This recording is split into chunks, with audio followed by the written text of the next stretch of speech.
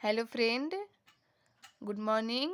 मैं Arpita Singh Surya bio classes Vikramganj से हूँ।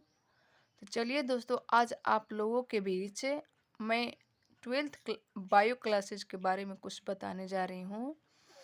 यानी कि हम आज पढ़ने वाले हैं अध्याय 1।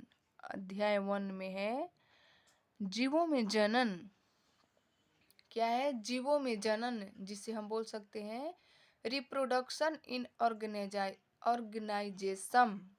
क्या बोल सकते हैं? Reproduction in organisation. तो आइए पहले हम ये जानेंगे कि बायोलॉजी का अर्थ क्या होता है।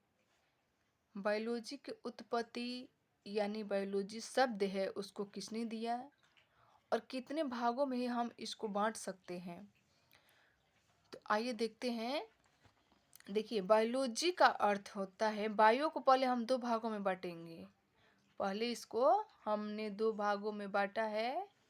पहला है बायो का मतलब होता है जीवन और लॉजी का मतलब होता है अध्ययन।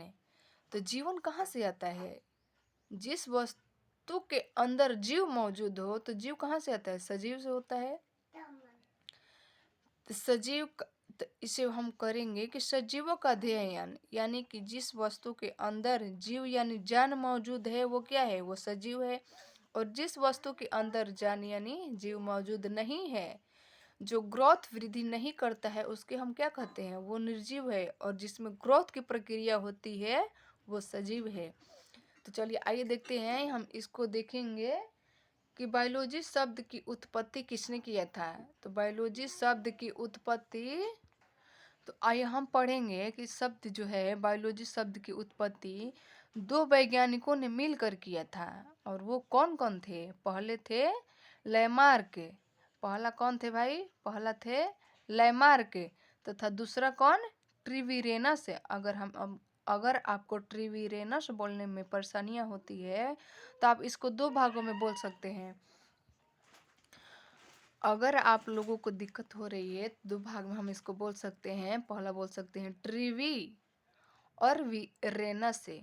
तो क्या हम इसको बोले? ट्रिवी रेनस से। तो चलिए आइए आगे देखते हैं कि लैमार्क जो थे, लैमार्क ने, अब यहाँ हम पढ़ेंगे कि लैमार्क के कितने बच्चे थे।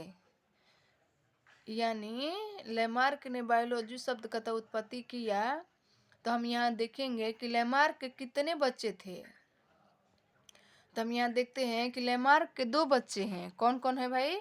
तो पहला है बायोलॉजी यानी जीव विज्ञान, और दूसरा कौन है? दूसरा है जूलॉजी, जिसे हम जंतु विज्ञान बोलते हैं। तो अब यहाँ कहेंगे कि ये तो इनके बच्चे हुए। अब इनका जनक कौन है भाई? इनका जनक कौन है? तो इनका जनक का नाम है अरस्तु। यहाँ पे दोनों के जनक एक ही हैं और वो है अरस्तु। अब चलिए आगे देखते हैं कि बायोलॉजी के कितने शाखाएं होते हैं। बायोलॉजी को हमने 2 पार्ट में बांटा है। और 2 पार्ट कौन कौन है? बायोलॉजी के 2 पार्ट है। जूलॉजी विज्ञान, जूलॉजी यानी जंतु विज्ञान, और बोटनी, बोटनी यानी वनस्पति विज्ञान, वनस्पति विज्ञान। और इसका भी कौन दाता है भाई? इनका जनक है थियोफ्रेटस।